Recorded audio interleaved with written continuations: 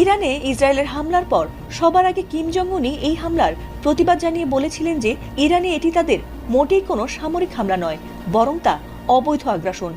America Israel বরাবরই অন্য দেশে অযথাই গ্যাংস্টারের মতো গুন্ডামি করে থাকেন, তবে খামেনিকে হত্যার পর যখন ইরান দখল করতে তারা মরিয়া হয়ে উঠেছে, ঠিক তখনই যেন তাদের বিরুদ্ধে হুঙ্কার দিলেন কিম জং উন।